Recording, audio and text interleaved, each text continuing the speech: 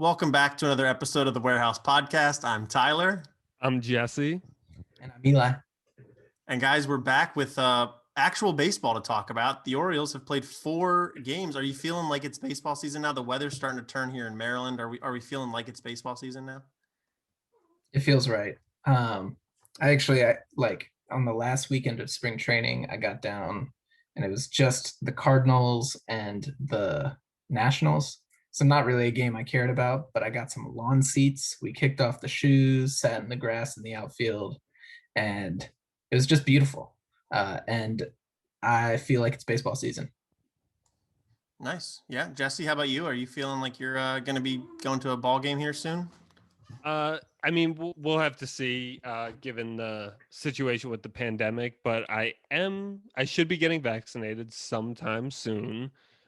So that would make me feel a lot, more comfortable going to see a game. Yeah, I the same thing because we're both in Maryland, so they just opened up to like our demographic here last week. So I've registered as well with the state, and we'll see how it goes. But Eli already got his shots. I just got my first shot today. Florida opened up to 18 plus 2 days ago on the 4th. And I found an appointment as quickly as I could. So nice, yeah. Feeling good. I'm not quite ready to do what the Rangers did, where they had 50,000 people in the stadium at the same time. Nope. That concerns me a little bit, but I do feel like vaccinated, going where the Orioles have the 25% capacity, the social distancing. I feel pretty good about that. So we're excited. Although the game I've got my eye on right now is in August, and the tickets aren't on sale yet. The JJ Hardy induction, want to go to that. So we'll see. Only games through May are on sale right now. I was going to say, you're not going to wait all the way till August to go to an Orioles game, though, are you? We'll see. I don't know. Having the baby, it does make it a little more difficult. I want to take him, but I don't know. The whole situation is a little precarious still, so we'll see. What is the point of even having a baby if you can't share baseball with the baby? I'm going to share the baseball with the baby, but it's the pandemic. I don't want to share that with the baby. So the baby hasn't gotten vaccinated. Right, and I don't know when he will be able to get vaccinated. Yeah, stick a couple of needles in his arm. Yeah, right. He doesn't even have all of his regular vaccines just yet, so I'm not sure if they're gonna pump him with the J&J just yet. Right. Anyway, non-COVID stuff. Let's talk some baseball. So the Orioles got the season off on a good foot in Boston, taking all 3 of the games against the Boston Red Sox. They won on opening day. What was it? Was it 3-0 on opening day? Was that the opening day? And then 4-2 and then 11-3 on Sunday. And it looked pretty good. I mean, did you guys have any general takeaways? We're going to get more specific on our observations of the series here in a little bit. But did you have any general takeaways from the weekend up in Massachusetts? Jesse, maybe do you want to go first? Sure. Yeah, I mean, I guess the first thing I would say is the bullpen was extremely impressive. The pitching in general was impressive for the most part, but the bullpen was really outstanding. They didn't allow a run the entire series. Every single person that came out of the pen was effective, did their job. I guess the scariest thing was Valdez saving the second game that he pitched in game 2. But other than that, all of the bullpen was great, and it was really encouraging to see.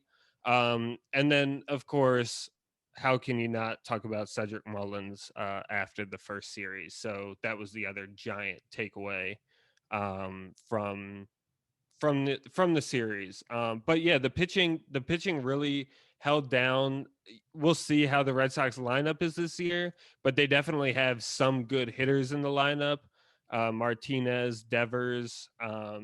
So the fact that the Orioles were as effective as they were, holding some of their heavy hitters and containing them to a minimum, that was really good to see. So yeah, I was encouraged. Yeah, I mean, you kind of named everything. Eli, do you have anything else that you observed? Jesse kind of broke down the whole series pitch by pitch, but no, I also feel good. I think just the biggest thing to me was, you talk about teams that you should beat, and for the Orioles, there are kind of none of those. But at the same time, we beat the Red Sox the way that you should beat a team that you should beat. They were clean games. They were never really in, a huge amount of doubt at any point the entire way through the series in any individual game. So, actually inspired a lot of confidence. We're not a 100-win team now suddenly because of this performance, but feel good. Yeah, definitely. I think it answered some questions about the team. I think that it showed that some of the starting pitchers are at least viable that we weren't so sure about. And it also, for the Red Sox, I think raises a lot of questions about them. They might actually not be a very good team this year. They were last in the AL East last year. They're missing Chris Sale. They're missing Eduardo Rodriguez for the moment. So, they like you said, Eli, the Orioles kind of beat down on a team that is down at the moment. But then the Red Sox bounced back and won their first game against the defending AL champion Rays. So, the Orioles might be a little better than they expected, and the Red Sox might also be a little bit worse than people were originally anticipating, which was about a 500 team. They might be more down in like the 70, 75 win range. Okay, well, the Orioles got dropped right back to reality in the first game of the series in the Bronx, losing 7-0 to the New York Yankees. The offense did next to nothing, and the pitching held up through the first couple innings before Giancarlo Stanton smacked a 116-mile-per-hour grand slam into the New York City night. 471 feet. Yeah, it was a bomb. Yeah. And it was right. I mean, Sean Armstrong threw it as down the middle as you possibly could. And Sean Armstrong doesn't throw 100 miles per hour, so that's not where you want a low 90s fastball to end up. But I don't know. It's one game. Can you guys make any sort of – was there anything about that one game that has changed what you had maybe thought you knew from the Boston series? We talked about the tiny bit of confidence that we got from the starting pitching in the Boston series, and then we immediately got pulled back to earth seeing Jorge Lopez go out there. I think, like you said, he was fine for a couple innings, but we're going to have a very, very difficult time putting together a string of 5-inning starts even. And actually, as we're recording, Dean Kramer went 3+ today before walking the bases loaded in the fourth. So, you learn that when you're not facing the team that came in last in the AL East last year, that you're going to have a little bit more trouble. So, fair. Jesse, any differing opinions? I mean, a little bit, just kind of in the tone. I mean, definitely the pitching is not going to be stellar. We all know that. But I wasn't as discouraged, I guess, as Eli a little bit sounded. Jorge Lopez, like he said, he had a good first few innings. He ran into trouble against a very good Yankee lineup. Obviously, walking a bunch of Yankee hitters is never a good thing to do. And it did have really big negative consequences for the game last night. But with that said, and Kramer coming out today, I mean, we're playing a very good hitting lineup against the back end of our rotation. This is kind of what I expected. The fact that Lopez, just threw a few innings last night and Kramer tonight, doesn't mean that I don't think they can give us 5 or 6 moving forward against not as good offenses. So we'll definitely have to see what happens, but it's the Yankees. It's the back end of this Orioles rotation. Adding those two things together, I'm not that disappointed. Yeah, I mean, it's one game. You can't draw too many conclusions from it. I think one thing that we all were texting about last night was Brandon Hyde's management of the bullpen last night in New York. Jorge Lopez was coming up on facing the Yankees order a third time, and Hyde stuck with him anyway, and then he got himself into a jam that Sean Armstrong then could not get out of.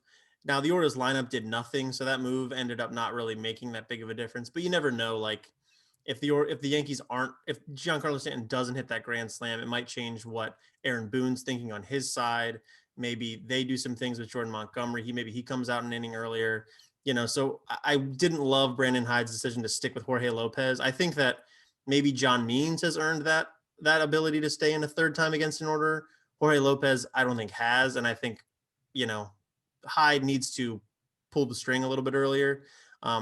So we'll see. It'll be something to keep an eye on, is Brandon Hyde's bullpen management, because I think that's maybe a storyline for the entire season, is Brandon Hyde's future with the organization. Like, the Orioles are starting to turn that corner a little bit as a club, where they want to get closer to care more about winning games than developing talent. And they got to make a decision if Brandon Hyde is the guy to lead the major league club. So his job is definitely on the line, I think, this year. And it's potential he's not the manager in 2022. Not guaranteed, but I think that's something to watch throughout the summer. To go along with that, I mean, I've always kind of had questions about how Brandon Hyde has managed the bullpen last year and early this year already. I've had questions about it. Obviously, you can't really object to anything with the Boston series, for instance. The bullpen was scoreless, so nothing to really talk about there.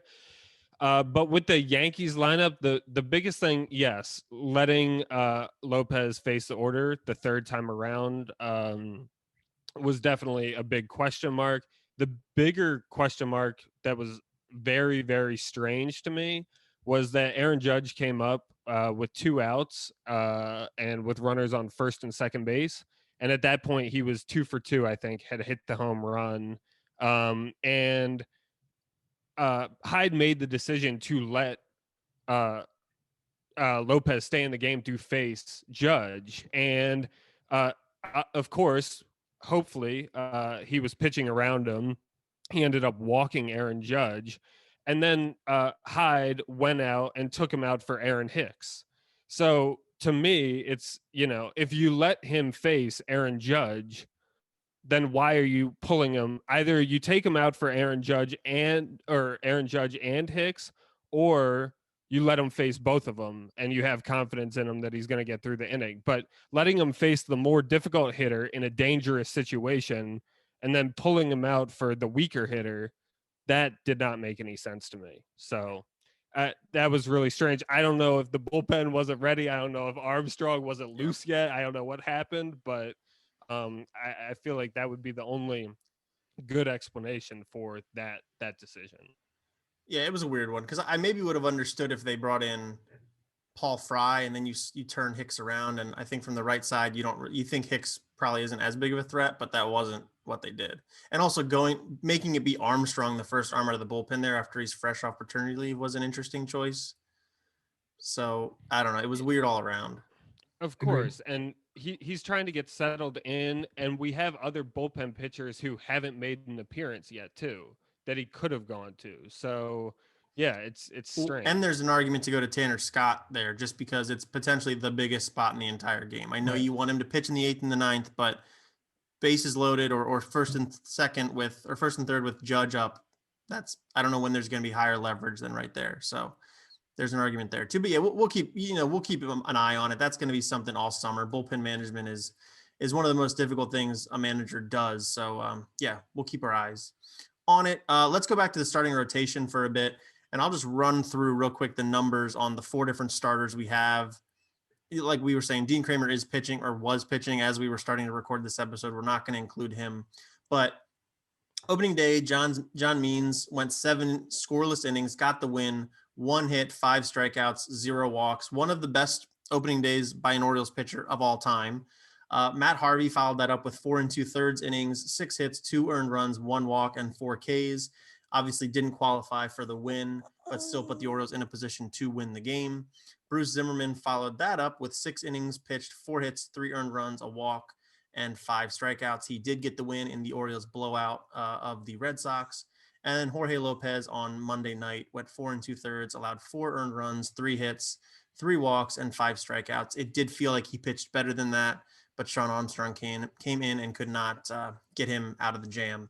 So, it's one start, but what I think we could probably talk about is, how you were feeling basically this first trip through the rotation, maybe what you're buying, what you're selling, who do you believe has showed that this is the real them this first time through the order? Maybe Eli, I'll go to you, and maybe specific performances you think are real and other ones maybe you're not buying so much.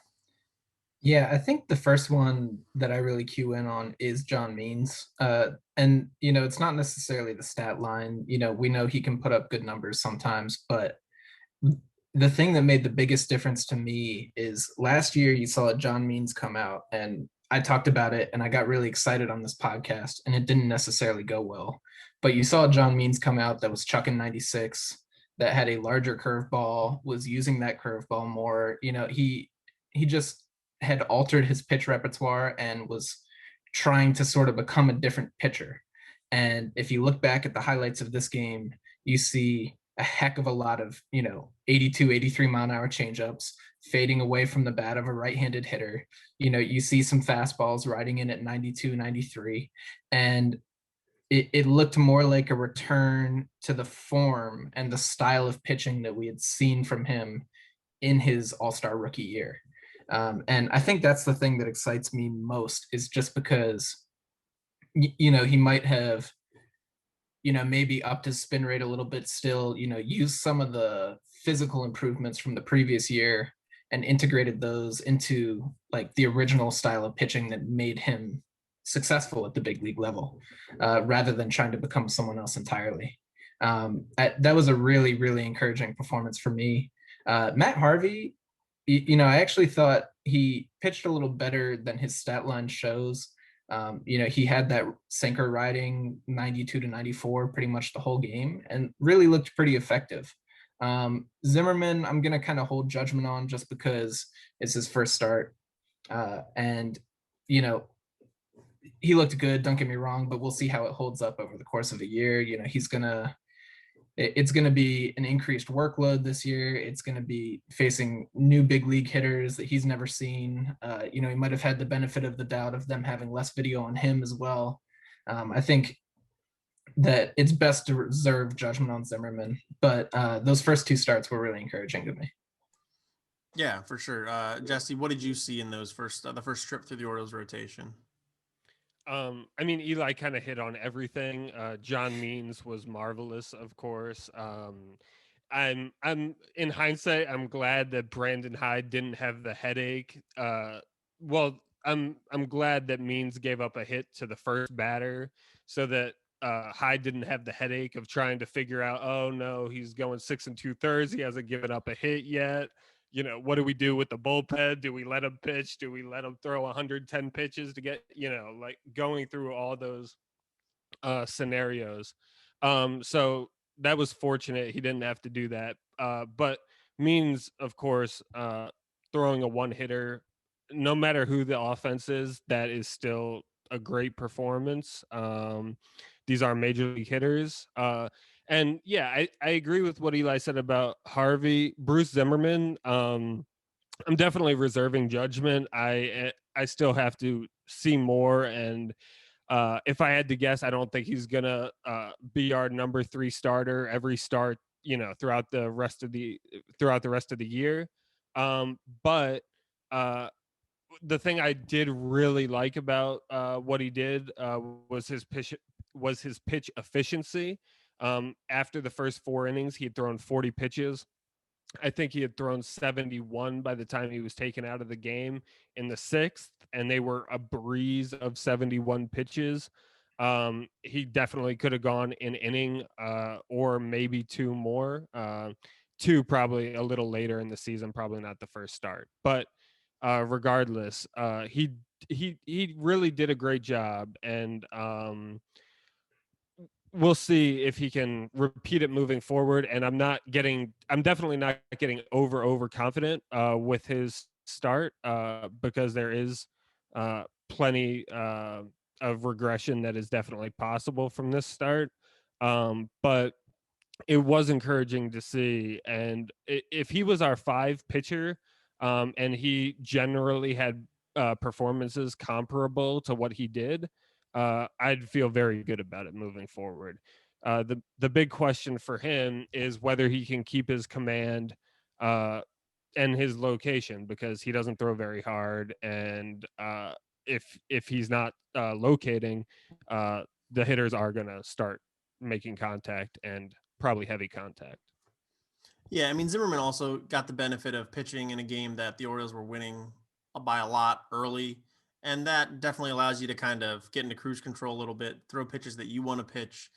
Even, you don't have to force pitches against good hitters. You can kind of let the game come to you a little bit, which is huge. But, he still pitched really well. If he pitched 6 innings, 3 runs every single time, it's a 4.5 ERA. It's not going to win you a Cy Young, but it's going to keep you in a major league rotation, especially one like the Orioles that I think, even despite some of the good things we've seen, is going to be scrambling for innings throughout the summer. But I do think that this trip through the order or through the rotation, Sans, not talking about Kramer for the moment, does kind of prove the Orioles can at least survive a few months before guys like Bauman or Wells or Lothar are ready to come up and be a part of the mix here in the starting rotation.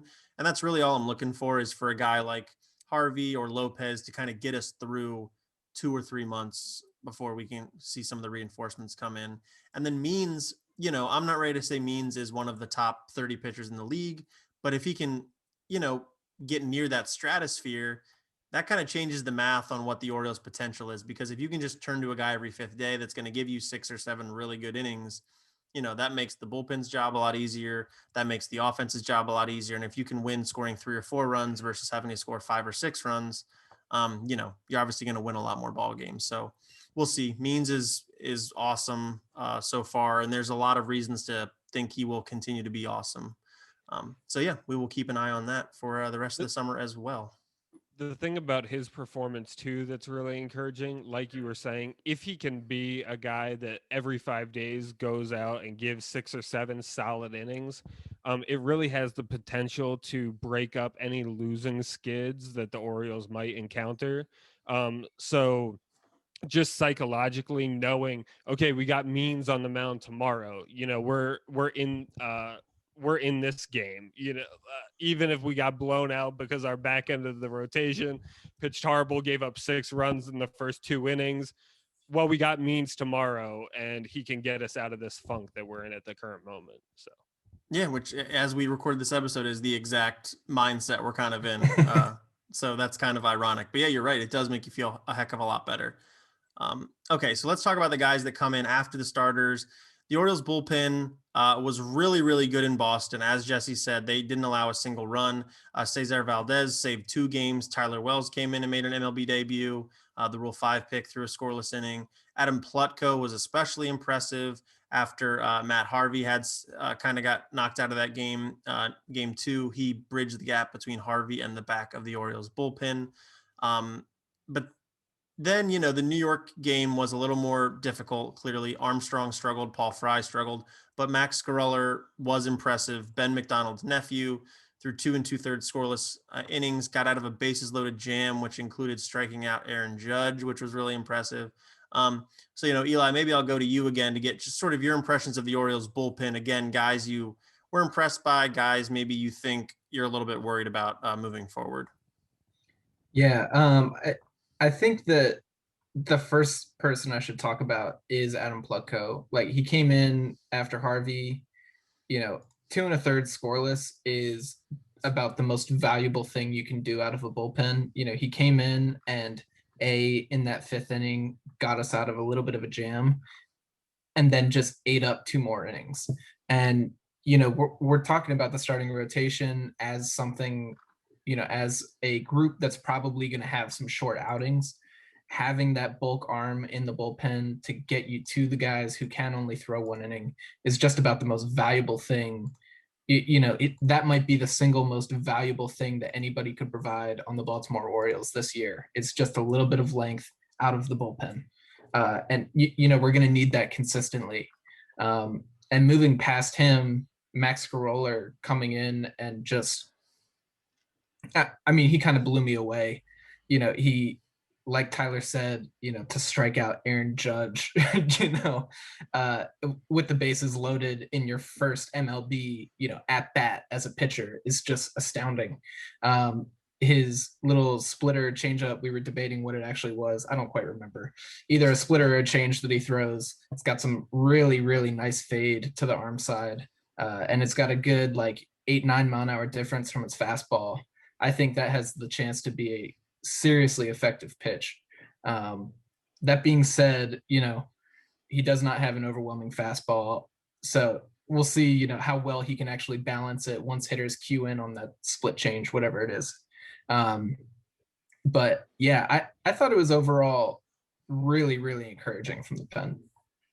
Yeah, I mean, that's the unit that I've kind of talked about being pretty excited about coming into the season. I think they showed they are right on track to be impressive. As we're recording, I should mention Adam Plutko just tossed 3 more scoreless innings against the Yankees. So he's now got 5 1/3 scoreless innings. That guy might find himself in the rotation if he's not careful about it. Jesse, what are your thoughts on the bullpen so far? Yeah, I mean, I'm gonna in some ways echo what Eli's saying here. One of the things that I am kind of excited about is we have a few guys now in the bullpen that can give us some length. And that's going to be really, really important for this Orioles team, especially with the back end of the rotation, likely going to have some struggles moving forward. We need guys that are going to get us from the 3rd to the 5th, or the 3rd to the 6th, or the 4th to the 7th, something along these lines, right? We're going to need those guys. And we have the fact that we have Plutko, maybe we have LeBlanc. We'll see. Haven't seen him yet. We're all skeptical Right. of that. We have not seen him yet, but when he's good, he is capable of that. And then we had Sulser the other night, who came in and relieved Zimmerman and threw 2 innings. So there are a few guys in that bullpen. It's not a bunch of 100-mile-an-hour arms out there that throw 1 inning. We have a lot of pitchability guys out there in the pen, probably with the exception of Tate and Scott, who, to their credit, will be able to give us some length.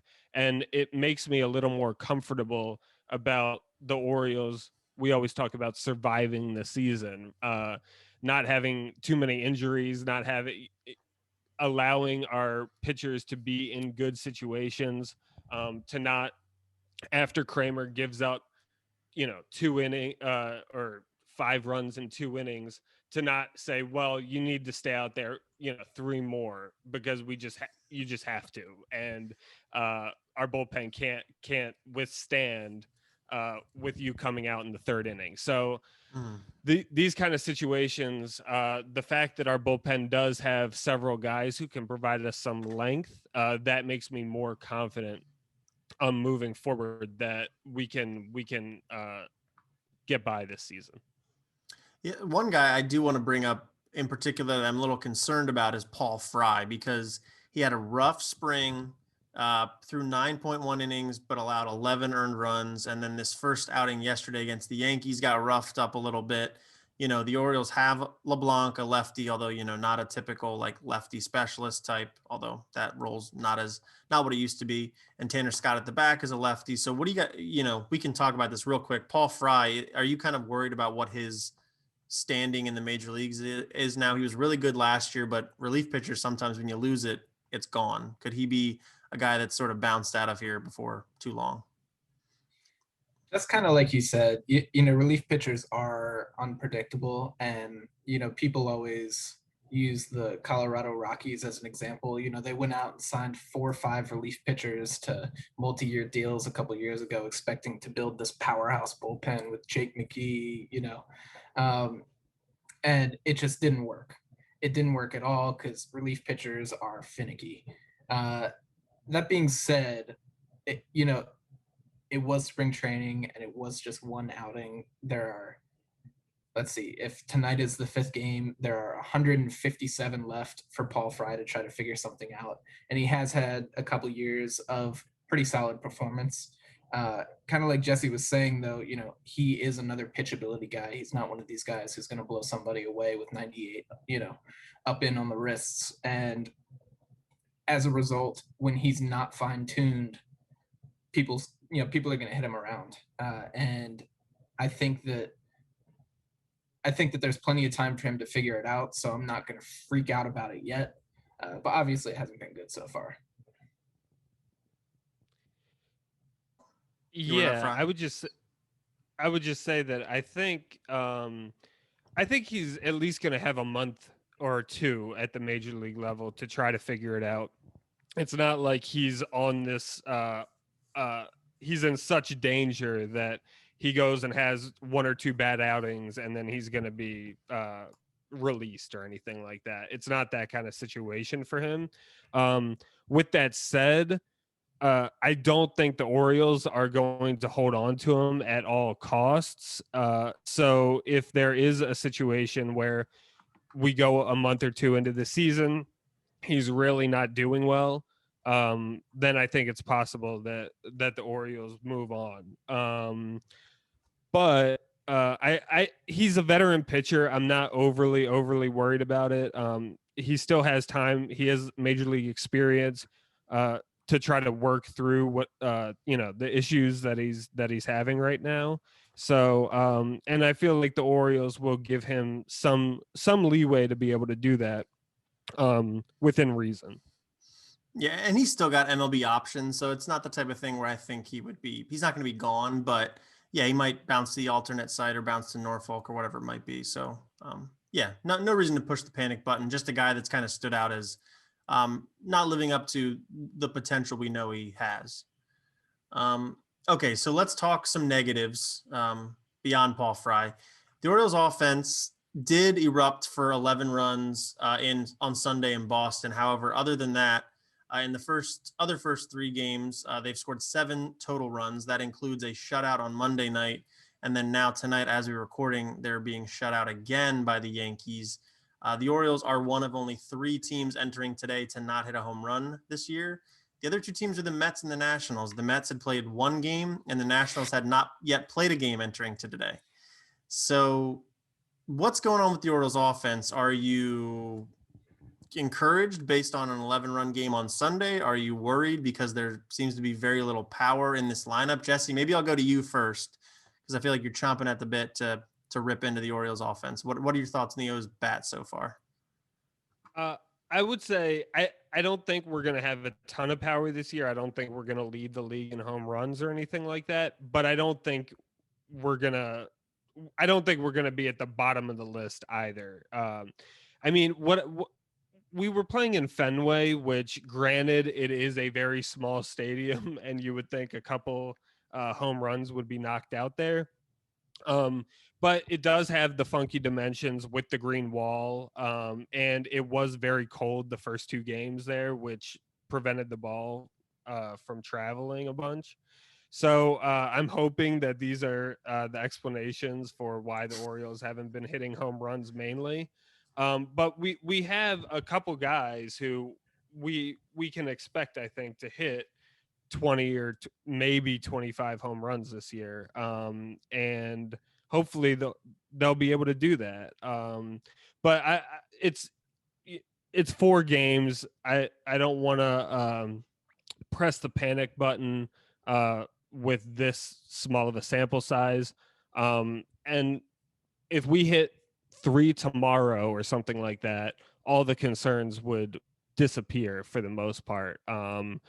So yeah, I'm not too alarmed about it. I don't think, like I said, I don't think the team is going to have a ton of power, but we didn't expect them to either.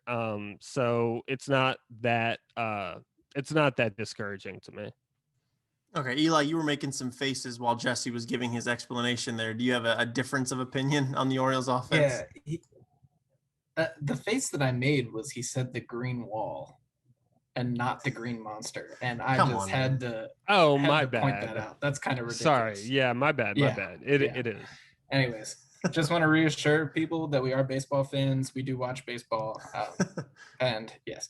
Anyways, no, I agree with him. You know, it's a small sample size. Like, no reason to press the panic button. That being said, you know, this is probably closer to the reality of what the Orioles are than an anomaly. You know, we're sitting here and Garrett Cole is on 13 punch outs this game as well. So the Orioles are not a powerhouse. Yeah. And they're striking out a bunch too. Sorry. That's a good note. That's right. The bigger problem. That was what I was going to point out. Right. The Orioles are going to punch out. The Orioles are going to come out in games. They're going to be overmatched. Eovaldi was obviously pretty good that first night. And we were fortunate that Garrett Richards absolutely cannot throw a strike. Yeah, he's got great command. He just has no idea where the ball is going, and that's why we jumped on him early. Or great velocity, but he doesn't know All where the this ball's being going. said, You said great. You said great. You Is that said what I great said? What did I command, say? but he does. What's that? Right. Oh God, no. Okay, yes, not great command. Great stuff. Great stuff. Okay. Does not know where the ball's going. Okay. Yeah. So I think that we can expect some of the staples of the Baltimore offense in the Santanders, the Mancinis, the Mountcastles to come around and start producing better than they have been in this extremely short sample size. But I do not think that we should by any means be looking at the Orioles to put up 11 runs pretty much any time the rest of this year. Yeah, I mean, they lost Renato Nunez, or they didn't lose him. They gave up Renato Nunez, who had his issues, obviously, but he could hit some home runs. Chris Davis, you would have hoped when you signed him to the contract half a decade ago, he'd be able to give you some pop. That obviously isn't happening.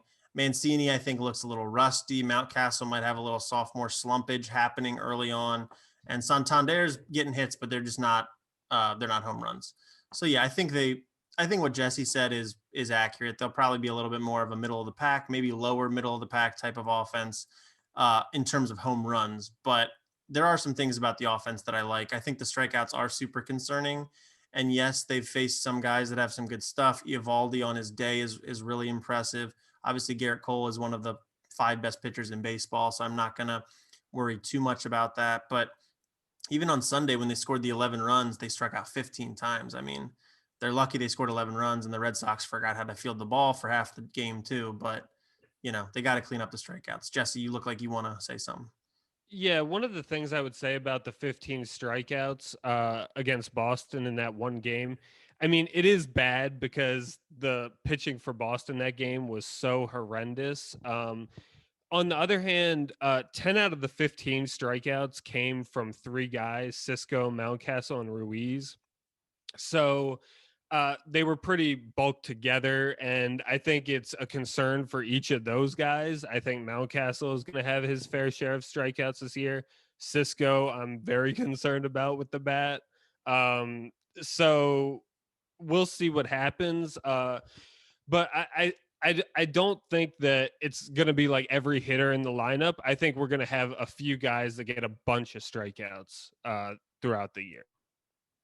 Which Yeah. is still bad and which is still concerning, and 15 is clearly not good. But I don't think it's as dispersed. It's not as team wide as the 15 strikeouts make it sound, I think. Okay, it's possible. That's an interesting angle to take. And I think Cisco is probably not in the lineup most days anyway. If Brandon Hyde could pick the 9 guys he wants all healthy at the same time, Cisco's probably not in it. And Rio Ruiz is currently batting 5th most days when he plays, which I don't see that lasting the entire summer either. So he may get a fewer at-bats. Ryan Mountcastle, though, is going to need to figure it out. I think he's going to be high up in the order most days. So they need to sort something out there. Okay, anything else to add on the Orioles as a team offensively before we get into the obvious standout of the weekend? No? Okay, let's talk Cedric Mullins then, because he's on fire at the moment in a good way. Cedric Mullins coming into today, so don't ignore the box score from the Orioles on Tuesday, but he was 10 for 17 with 3 doubles, 4 runs, a walk, and only 2 strikeouts. And that includes the game on Sunday in Boston, where he went 5 for 5 with all 3 of his doubles, a couple of singles, a walk, and 3 runs scored. He basically has been the Orioles offense so far. It's pretty cool because Mullins this time 2 years ago was really, really struggling. Eventually he got sent all the way down to Bowie and had to work his way back, came back in 2020, was really impressive.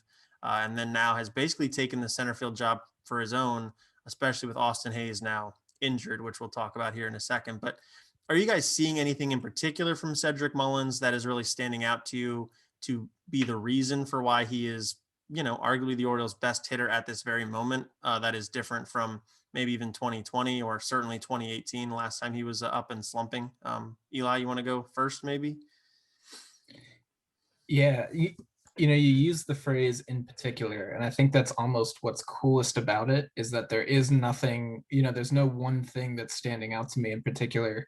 He is taking outside pitches and spraying them off the left field wall, off the green monster, not the green wall.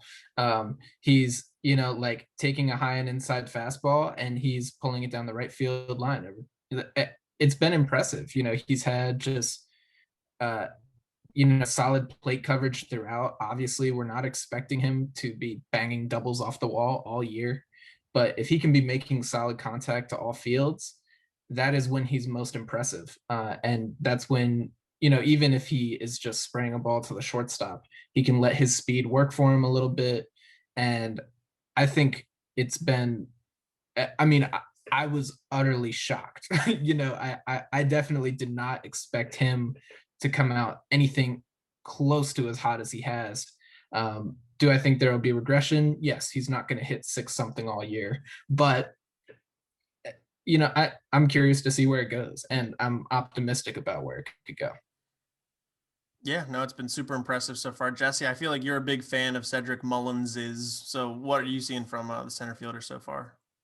Yeah, kind of like Eli said, I think his plate discipline so far has been really, really good, especially that 5-for-5 game. Almost all of his at-bats, he was getting deep into the count, which I really appreciate, especially from a leadoff hitter who we expect to work the count and make the pitcher up his pitch count, tire him out. So that's really encouraging. And then, like Eli said, spraying the ball.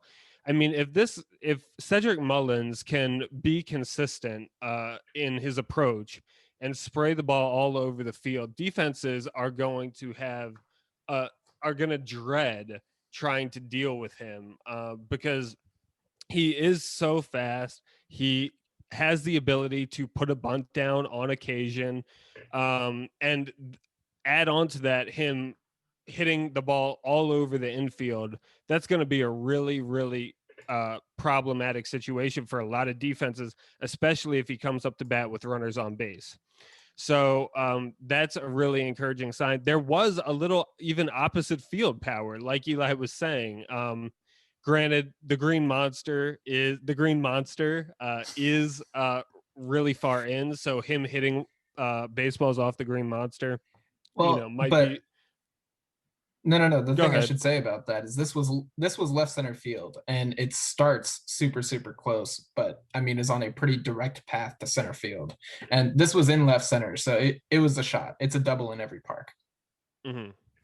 Gotcha. Okay. Yeah. So yeah, it is encouraging, and I'm liking basically everything so far that I see out of him. We've talked about his defense in the past being a plus defender in center field, so combine that with him hitting the ball well.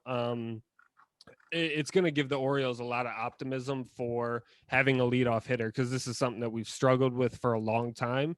And I think just his early performance here, especially with Hayes' injury, which we're going to get into, but his early performance here, I think even without the Hayes injury, he would have a grip on the leadoff spot, at least for the next month or two. Yeah, everything he's done so far has been really impressive. I think I was listening to the pregame on the radio for Sunday. It was, and they do like the little managers show or whatever, where they talk to Brandon Hyde for 10 seconds. And they basically asked him about Cedric Mullins. And I think what he said was he sees a guy who's got a lot more confidence now than he did 2 years ago. He doesn't really question. He doesn't really worry about his spot in the lineup. He doesn't worry about things happening around him. He just controls what he can control, goes out there and plays a good center field. And, like Eli was saying, hits the ball where it's pitched, which is, a super old baseball saying, but it really applies to what he's doing successfully right now. And yeah, there's really nobody else pushing him for the top spot at this point. He's the Orioles leadoff hitter for now. And for the foreseeable future. And I'm really excited to be wrong about Mullins. I kind of thought of him as a fourth outfielder type for a really long time. And he's certainly, maybe that is what he is long-term. Jesse and I were talking on the phone before we got on here. And I said, maybe he is a starter for maybe not a division winner, but still a Major League Baseball team. And maybe that is what his future is. I hope he proves me wrong on that too. because, if he hits 524 all year, he can start on any team in the league. But yeah, really impressive. Really enjoying watching Cedric Mullins play. And, right now he's, been the only consistent part of the Orioles offense. And I'm hopeful that hopefully the Orioles offense gets more consistent in general, but hopefully he can keep smacking the ball around the yard because he's really fun to watch. He's definitely one of the most exciting players that we are observing right now. Yeah, he plays a fun brand of baseball. He plays really good defense in center. He's speedy on the base paths, puts the ball in play. He hasn't really dropped. I don't think he's dropped down any of his bunts like he did from last year so far. So once he brings that element back into his game, that adds kind of another dimension to it. But yeah, I love watching him play. Okay, so I've seen it. Yeah. I've seen him just to be clear. I've seen him attempt some bunts, some sack bunts. I've seen him show bunt and stuff like that. But yes, I haven't seen him. He hasn't gotten any bunt base hits yet. Gotcha. I'm sure it'll happen at some point. But okay, let's talk infield now. Second base. The Orioles throughout the offseason, it seemed, and into the spring training season, it looked like Yolmer Sanchez was going to be the Orioles' second baseman most days this summer. Then at the very end of the spring, they DFA'd Sanchez in favor of Plutko, who we talked about a few minutes ago. And now it looks like Rio Ruiz is going to the Orioles' second baseman most days. Not every day. Pat Valleca might play there. Ramon Urias has already played a game there. But Rio's looked pretty good so far. He's made a couple diving catches, a couple over the head catches in Boston. He's not hitting great so far, but Rio Ruiz never really hits great, so that's not a super big surprise. But Eli, what do you think about Ruiz so far, his work at second base, and do you think he can kind of stick there for the Orioles this year? Yeah, the phrase that I have written down is impressively average on defense. Like you said, he's made a couple pretty flashy plays, but really, I mean, I've been surprised that he is just making the plays that a normal second baseman would make. He was a corner infielder. Nobody ever considered him a plus defender over there. Nobody ever considered him particularly fleet of foot. And he's had some, pretty good movement to either side. I think he's looked good, with the glove, I should qualify. I think the bat is a concern. I think the bat is exactly what it's going to be the last 2 years. I think we aren't, we talked about it in the offseason plenty. I think we have seen what Rio Ruiz is, and I think it's not something that's particularly interesting to me. That being said, I think Hyde likes breaking up the middle of the lineup with a lefty. I think that's part of the motivation here. I don't fully like it that much because we have Mullins, who's a lefty. We've got Santander and Galvis, who are switch hitters. I don't see the necessity for it so much. I think I would prefer Pat Valleca there still, but Rio hasn't been bad, and that's a credit to him for switching to a new position about 2 days before the season starts and stepping in and executing. Yeah, I mean, what I will say is I think Brandon Hyde's a liar. He was telling the press like the week before the season, oh yeah, don't read too much into Rio playing second base. Like that's just going to be like an emergency situation. Right. Played almost every single game there. Jesse, what are your thoughts on Ruiz so far? Yeah, him moving to second base definitely gives him more of an opportunity to stay in the major leagues. Whether he will be able to capitalize on that or not is still a big question mark. But he doesn't hit well enough to be a third baseman in the majors. So in order to stay in the majors, he would have to find a different position. Second base looks like it could work for him. Again, I don't know how long he's going to stay there, but the Orioles don't really have Urias would be the closest competition that he has for the position, and maybe Valleca too. But I think Valleca is going to be moving around a bit. So yeah, I'm not sure, and we're going to find out. But I think that he is in a beneficial situation because I do think Hyde is going to give him the opportunity to prove himself. The fact that he's hitting number 5 in the order is a pretty good indication that Hyde has and the organization has some sort of belief in him, and that they're willing to give him an opportunity. So I don't think he's going to. I, I don't think he's going to get pushed out of second base very easily. So I feel like he has a good opportunity to stay there for the Orioles for a while.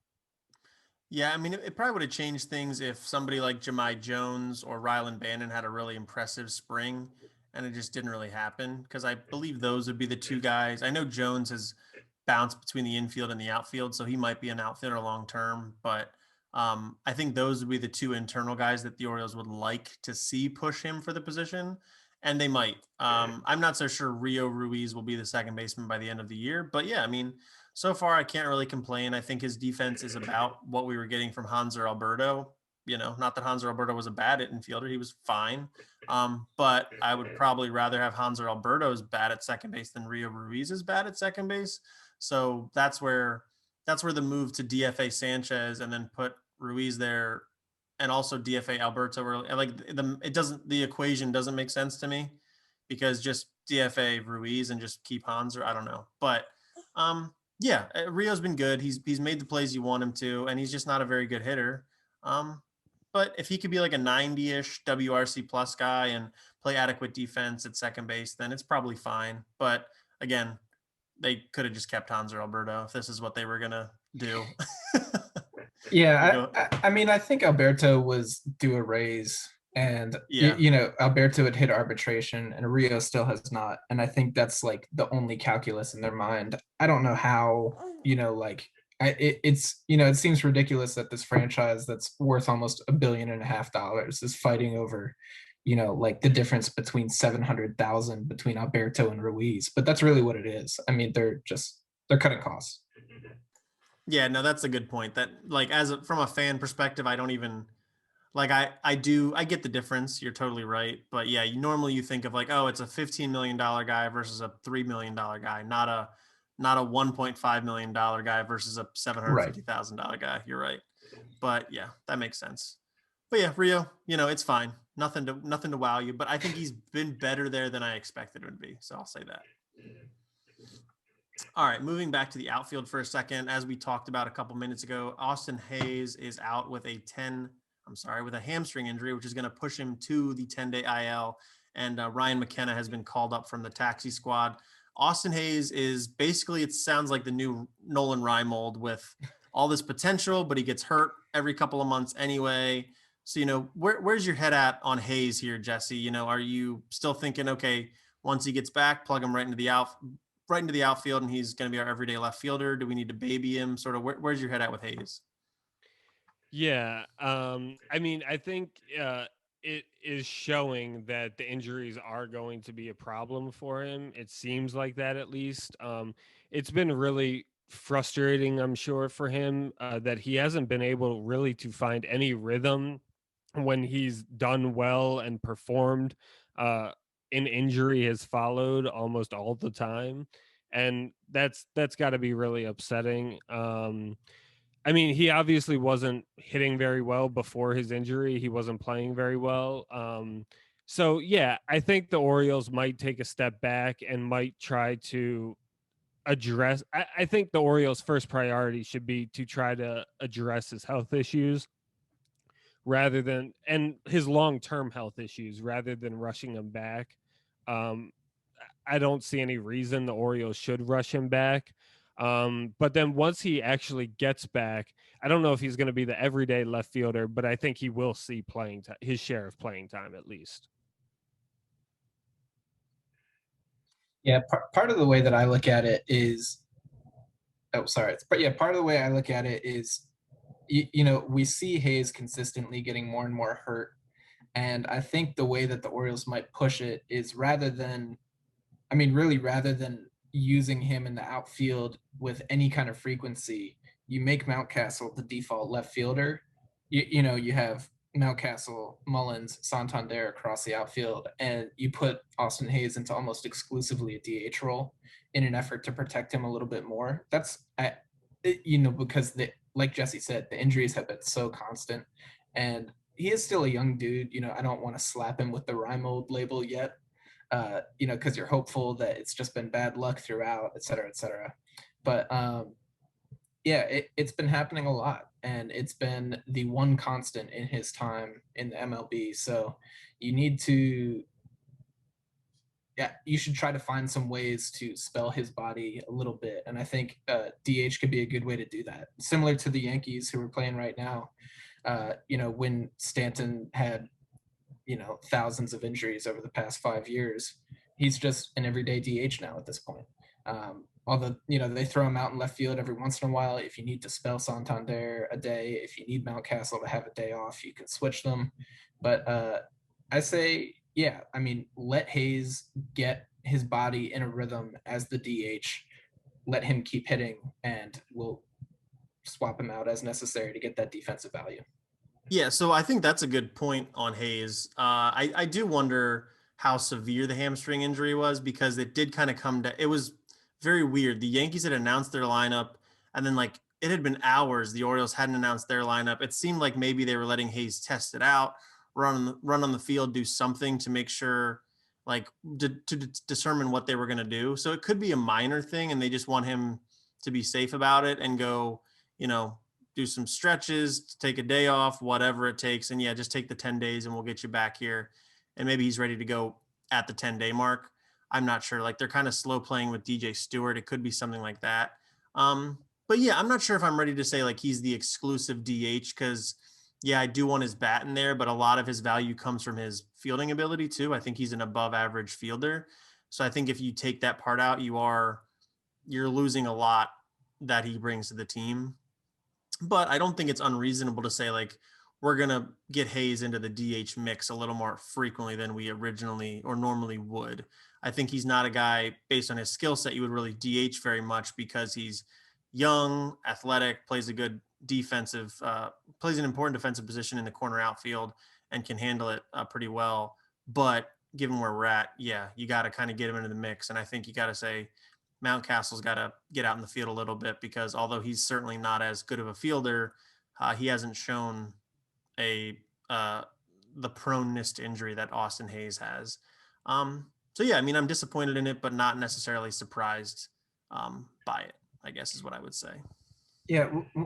One thing I want to add is that I agree. I don't want Austin Hayes at the end of this year to be the day in, day out DH. And so I should clarify, like, I want that to be a situation where we can use sort of the middle of the season with him DHing more frequently than not, as a way of getting his body like into the rhythm and kind of just giving it a break for part of a full 162 game season, which he still hasn't been a part of yet, if I'm remembering right. So I don't mean it as a permanent solution. I mean it as a means to an end, which is hopefully, his body finds a good rhythm, understands, he finds a good routine, stretches for an hour and a half every day, whatever. But, like, there's a certain amount, I mean, not a certain amount, there's a very, very huge component of playing in the major leagues that is understanding what your routine is to get yourself ready day in, day out. And even beyond that, to keep yourself healthy throughout the course of the entire year. And I hope that we could use a lighter workload on him in the form of a DH to get him to that point, is what I was trying to say. Yeah. No, I think it's a valid option to go. What I will say for Hayes last year, I think the injury was a broken rib from a fastball to the ribs. And it's like, that's one of those freaky things that he probably would have been fine the whole year, but that happened. Jess, what do you want to say? Right. I was just going to say that the one interesting thing, I think, and I think it is an important note, is didn't Hayes pull himself out of the game on Sunday after he got into second base? At least I think that Josh had mentioned that he had pulled himself out of the game after. So I don't have confirmation on that, but that was my impression at least, or that was my understanding. Yeah, that could be. That could be him knowing his body better than, letting on. Okay. Hopefully he'll be back here in a couple weeks though. But McKenna, anybody excited about McKenna? What Ryan McKenna? He's pretty consistently been, one of the Orioles' top 20 guys or so in the farm system, and I'm excited. Let's see what he's got. Yeah, I think he's a good bench piece. Jesse? Yeah, I think it's good that we're going to be able to integrate him into the lineup and into the outfield most of the time, at least, or at least some of the time. We have to see him at some point, and we might as well now, especially with the Hayes injury. So. Yeah, we'll see. He played one game so far, one walk, but the entire offense was terrible. So we'll see. I'm sure he'll get in there a bunch these next couple weeks. All right, Sean Armstrong, let's talk about him. We've touched on him a little bit earlier anyway. Back from paternity leave, Cole Sulser demoted, and then Armstrong really struggled in his first outing. What do you think about the move just to get Armstrong back on the team? Do you think Sulser was the right move? Would you have done something else? What are your thoughts on the Armstrong move? Eli, you want to go first on that maybe? Yeah, I think Sulser was the right move. I think that, Sulser he's a combination of one of the older guys in the pen and one of the less interesting guys, so to speak. Sean Armstrong is older, but Sean Armstrong has a pretty proven track record of consistent and above average performance in the MLB. So, Sulser is this combination of, he was really interesting last year. Tyler just called out. Rio Ruiz just hit a bomb. The Orioles are only losing 7-2 now. Wow. Anyways, first home run of the year, though, boys. That's big. Yeah. So, that's true. That's true. While we're on the topic of this game, Wade LeBlanc came in, and he's the reason it's now 7-2 instead of 4-2. Oh. So we had been talking about how we hadn't seen Wade LeBlanc, and he is still Wade LeBlanc. Well, if it was 4-2, if it was still 4-2 though, Eli, we might be seeing a Aroldis Chapman right now, and I'm glad that our hitters don't have to go up there against them. So for their safety, that's valid. That's valid. All right. Anyways, back to Sean Armstrong and Cole Sulser. So I think that Sulser was the right move. Tyler aptly pointed out in one of our text conversations that we let Sulser ride for 2 innings. That's not something he pretty much ever did last year. That's not something he's accustomed to doing. And it probably would have taken him out of commission for a couple days. And Tyler was like, does that mean he's the guy tomorrow? And yeah, it does. We just we used him up. He didn't do an extremely, he pitched two scoreless. He was scoreless, okay. Yeah, it was fine. But he was a little bit wild with the fastball, and I'm not overly interested in Cole Sulser, in the long term. So I fully agree. I think he was the guy. Leave younger, more interesting, more potential arms in the pen to keep developing. Jesse? Yeah, and of course it's also a situation of options. So, and because he has options available, he's the one to go. So I'm sure we'll see him again. So yeah. he'll be back up at some point. But yeah. Yeah, no, it's also this is the real baseball nerd stuff, is talking about bullpen moves, who's rested, who's got options, all that stuff's that's why we put it at the end of the podcast. If you're still listening in an hour in, you probably care about this stuff, but everybody else has probably turned us off long ago. But yeah, we'll see. Armstrong, he's fine. Sulser, he's fine. We'll see how it goes from here. But yeah, I mean, that's the last topic of action so far. We got the home opener coming up this week. Eli, I know you're not going to it because you're down in Florida. Jesse, you're not going to the home opener, are you? No, I am not. Okay. Yeah, no. Yeah, neither am I. I have work, but I'm excited to see Camden Yards with a couple thousand fans in there. It's going to be socially distanced. Hopefully, a lot of people are vaccinated. So that'll be cool. It'll be about 11,000 people there, and it'll just be nice to see fans in the stands again. And yeah, I'm excited. Is there anything you're looking to maybe glean from opening day? Matt Harvey starts, or home opener, or Matt Harvey starts. Anything, Jesse, you really want to learn from that day? Not in particular. I mean, we'll see what Harvey can do. Maybe his first performance was kind of a fluke. This will be the second time the Red Sox get to see him. So if he goes out there and has a good start, that is going to be encouraging because they just saw him. They should be as prepared as basically a baseball team can be to face a starting pitcher. So we'll see. I'm not going to get overly excited or overly crushed, no matter how he does. But obviously, because it's the opener, we hope that he does well and the Orioles can win. Yeah, no, the pageantry of opening day is always really exciting. Eli, anything from you want to expect on the home opener? No expectations, but it's kind of pleasant. We're playing the Red Sox again and might get a dub out of it. True. It just feel good. Yeah.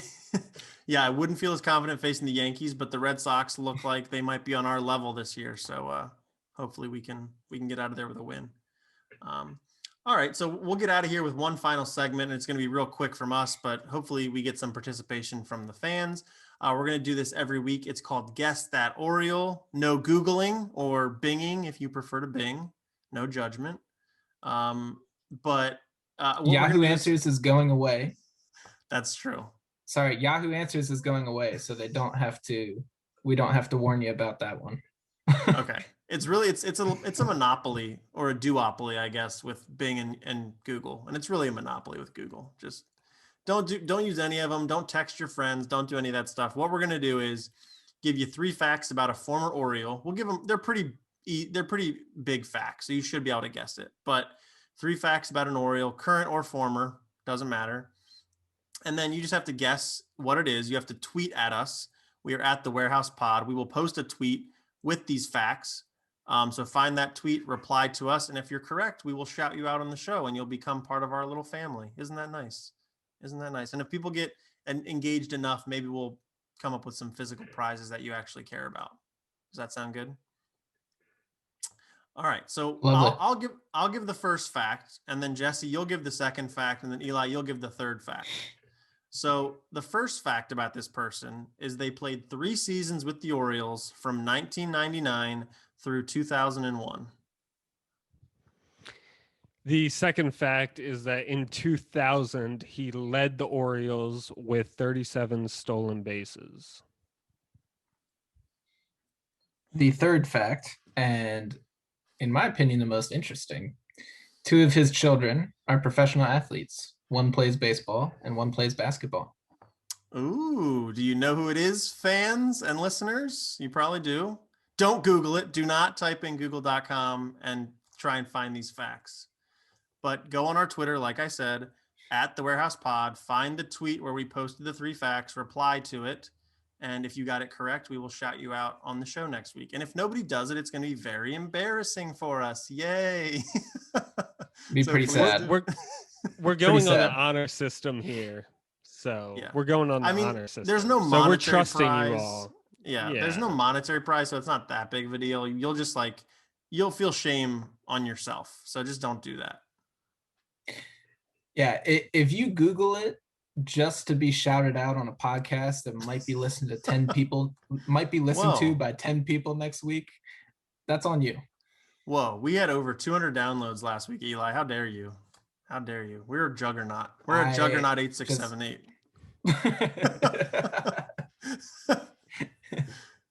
Yeah, get involved. It's a lot of, we'll try to do some of these fun things. If you haven't noticed, we've tried to be more active on social this year because the Orioles Twitter family community is really fun. So we're going to try and get involved. So tweet at us, follow us, and become a part of the shenanigans. All right. Anything else to add about the Orioles or anything else before we kind of just give the wrap up of what we would like people to do? Nope. All right. So what we'd like you to do is, like we said, follow us on social media at the Warehouse Pod. Also subscribe to us on your preferred podcast app. And if you can, give us 5 stars or a thumbs up or whatever is the way to tell us we're doing a good job. You can also follow us on YouTube. We post the podcast there, and sometimes there's video versions. So if you want to see what we look like, head over there. Something else we want you to follow, if you're so inclined, is at Birdland Sports on Twitter. That is the home of Birdland Tonight, the fan-run post-game show of the Baltimore Orioles this year. Our own Jesse was on the show on Sunday. Jess, how was that experience for you? It was cool. we were having a little technical difficulty that hopefully we're gonna clear up for the next time. I don't know the guys that I co-hosted with too well, so it was kind of interesting, the dynamic, and it's gonna be interesting to kind of mix and match who does these post game shows and on what nights.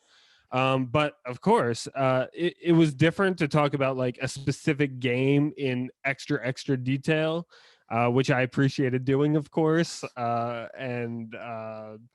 no, it was fun, and I was fortunate that I was able to do it when the Orioles on the final day when the Orioles swept the Red Sox. So it was just positive all around. Nice. Yeah, we all three. Oh, go ahead, Eli. I was just gonna ask, whoever would have thought that Jesse would have been a fan of extra detail? Whoever would have guessed? Yeah, who would have thought that? Based on the hundreds of hours of conversations we've had with him, he's not a details guy typically.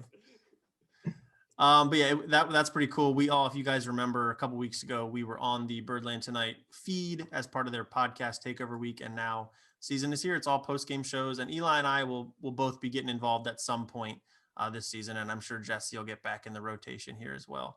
But go check them out. And then the final thing I want you guys to go follow is our website. It's on Substack, so it's thewarehousepod.substack.com. You can just bookmark that and go back and check it every so often if you'd like, or you can submit your email address and you'll get notified via email when we post an episode or when we post anything else on there. So go check that out. Eli, where can people follow you on various social media platforms? You can follow me at Ginsey55 on Instagram and at Elijah Ginsberg on Twitter. Nice. And Jesse, how about you? People can follow me on Instagram and on Twitter at Juggernaut8678. Very nice. And I'm on Twitter and Instagram at _Ty Young and over at CamdenChat.com for some Orioles blogs. Yeah, that's it for this week. Come back next week. We will reveal the Guess That Oriole. We will talk home opener and hopefully talk about a few more home runs in addition to the one Rio Ruiz just hit while we were recording. But yeah, thank you so much for listening. Until next time, this has been the Warehouse Podcast. I'm Tyler. I'm Jesse. And I'm Eli.